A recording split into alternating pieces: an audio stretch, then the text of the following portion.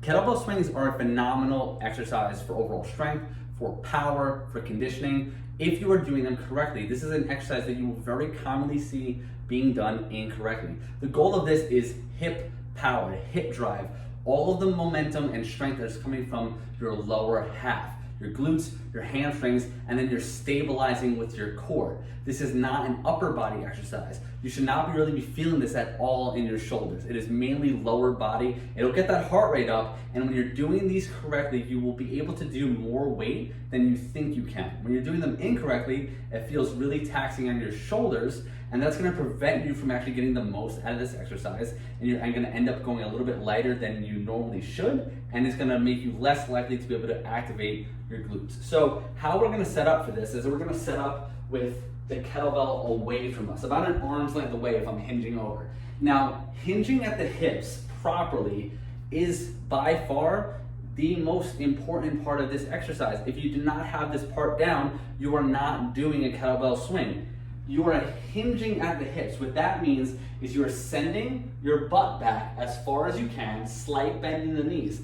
This is a hip hinge. You're not squatting. You're letting your chest dip a little bit. You're pushing your butt back. And then I want you to pretend that you're pushing your butt back, and then all of a sudden you hit a thorn and you pop forward. And you're like, what's that? That's what the kettlebell swing is. It's not a shoulder raise. It's not a squat. It's a hip hinge, thorn in the ass, hips go forward. So I'm gonna have the kettlebell out in front of me like this. I'm gonna tilt the handle towards me.